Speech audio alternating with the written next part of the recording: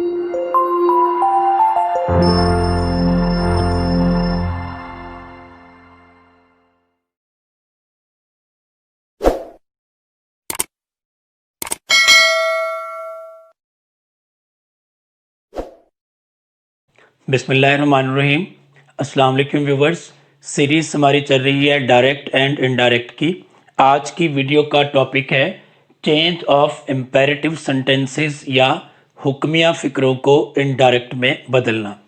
हुक्मिया फ़िक्रे कौन से होते हैं? वो फ़िक्रे जिनमें किसी काम करने का हुक्म दिया जाए, कोई दरख्वास्त की जाए, कोई नसीहत की जाए, किसी काम को करने से मना कर दिया जाए या कोई काम करने के लिए कहा जाए। तो ऐसे फ़िक्रों को हम कहते हैं इम्पेरेटिव सेंटेंसेस या हुक्मिया फ़िक्रे। तो सबसे पहले वो फ़िक्रे जिनमें कोई दरख्वास्त की गई होगी, रिक्वेस्ट की गई होगी, इनमें हम क्या करते हैं, सेड या सेड टू को रिक्वेस्टेड में बदल देंगे। ठीक है, रिपोर्टिंग स्पीच के सेड या सेड टू को रिक्वेस्टेड में बदल देंगे, और अगर से या सेज टू होगा तो उसे हम रिक्वेस्ट्स में बदल देंगे। याद रखिए कि तमाम किस्म के इम्पेरेटिव सेंटेंसेस में इन्वर्टेड कॉमास को ख़त्म करने के लिए हम टू लगाते हैं, और टू के फ़ौरन बाद लाजमी तौर पर फर्स्ट फॉर्म ऑफ वर्ब आएगी, क्योंकि हमने इसको बनाना होता है इन्फिनिटिव। अगर हम टू के बाद फर्स्ट फॉर्म नहीं लाते तो फिर फ़िक्रा ठीक नहीं होगा। तो पहली सूरत क्या है? जब रिपोर्टेड स्पीच के फ़िक्रे में कोई रिक्वेस्ट की गई हो। एग्जाम्पल है he said please help me. ठीक है, तो हम क्या, प्लीज़ से हमें अंदाज़ा हुआ कि प्लीज़ किसके लिए यूज़ होता है? रिक्वेस्ट करने के लिए यूज़ होता है, हेल्प मी। अब हमने क्या पढ़ा कि रिपोर्टिंग स्पीच के सेड या सेड टू को बदल देंगे रिक्वेस्टेड में। हमने सेड टू को बदल दिया रिक्वेस्टेड में। इन्वर्टेड कॉमास को ख़त्म करने के लिए आया टू। टू के बाद फर्स्ट फॉर्म हेल्प ये एज सच आ गई। मी चूंकि फर्स्ट पर्सन था, ये चेंज होना था सब्जेक्ट ही से, यहाँ पर आ गया मी। प्लीज़ किधर चला गया? प्लीज़ और काइंडली दोनों को हम इनडायरेक्ट बनाते हुए ख़त्म कर देंगे। रिपोर्टेड स्पीच के प्लीज़ और काइंडली को इनडायरेक्ट बनाते हुए हम ख़त्म कर देंगे। तो अब हमारा फिक्रा क्या है? He requested to help him. Please ख़त्म हो गया। इन्वर्टेड कॉमास को ख़त्म करने के लिए हमने टू लगाया, और टू के बाद हमने क्या लगाई? First form. सेकंड एग्जाम्पल देखिए, he said to me kindly give me your bike.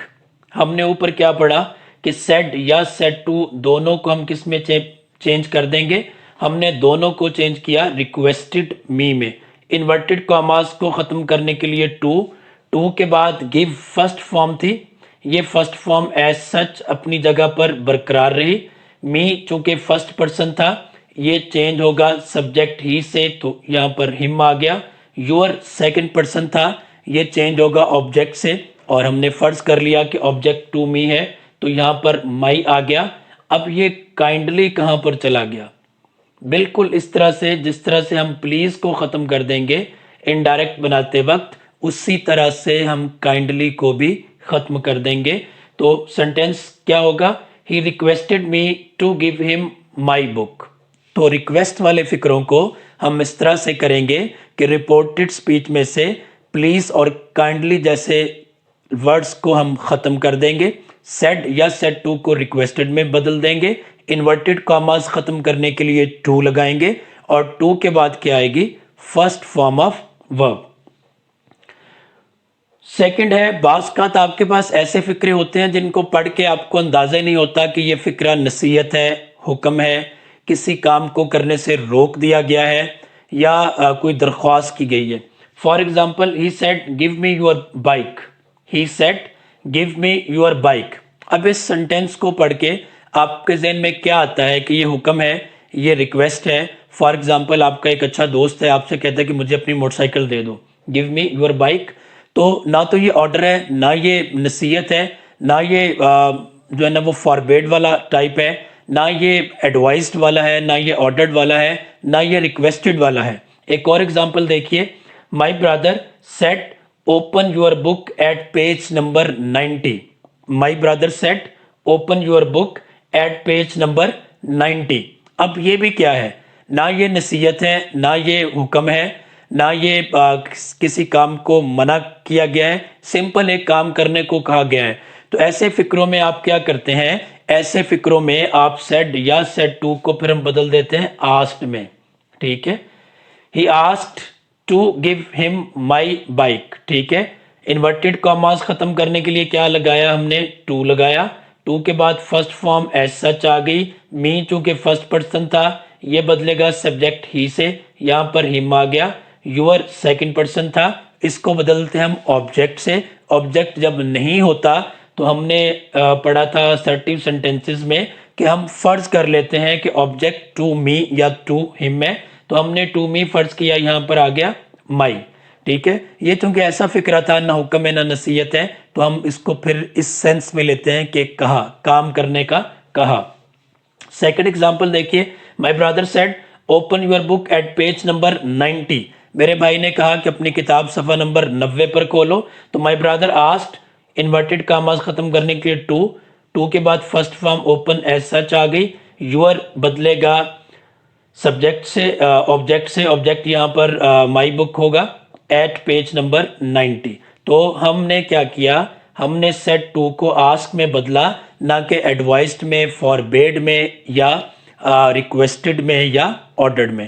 تو ایسے فکرے جو امپیریٹیو ہوں لیکن آپ کو پڑھ کے پتہ چلے کہ نہ تو یہ نصیحت ہے، نہ یہ حکم ہے، نہ یہ درخواست ہے، یہ کسی کام کو سمپلی کرنے کے لیے کہا جا رہا ہے لیکن ایک ایسے انداز میں کرنے کے لیے کہا جا رہا ہے کہ آپ آرڈرڈ یا کمانڈڈ یوز نہیں کر سکتے، تو پھر آپ آسک یوز کر سکتے ہیں۔ نیکسٹ دیکھیے، وہ فکرے جن میں کیا کیا ہوگا، کوئی حکم دیا گیا ہوگا، تو ایسی صورت میں ہم کیا کریں گے، سیڈ یا سیڈ ٹو کو یا سے ہوگا تو اسے پھر آرڈر یا سیز ہوگا تو آرڈرز میں بدل دیں گے، ٹھیک ہے۔ He said polish my shoes، اس نے کہا میرے جوتے پالش کرو، ٹھیک ہے۔ تو اب یہاں پر ہم نے said کو چینج کیا آرڈرڈ میں، انورٹیڈ کاماز ختم کرنے کے لیے کیا لگایا ٹو، فرسٹ فارم میں رہی، my فرسٹ پرسن ہے اس نے چینج ہونا تھا سبجیکٹ ہی سے تو his آ گیا، he ordered to polish his shoes، ٹھیک ہے۔ تو جب حکم دیا جائے گا تو ہم کیا کریں گے، said یا said to کو آرڈرڈ میں بدل دیں گے، کاماز ختم کرنے کے لیے ہم ٹو لگائیں گے۔ نمبر 4 ہے ایڈوائز، وہ فکرے جن میں کوئی نصیحت کی گئی ہوگی، رپورٹڈ سپیچ کے ذریعے کوئی نصیحت کی گئی ہوگی۔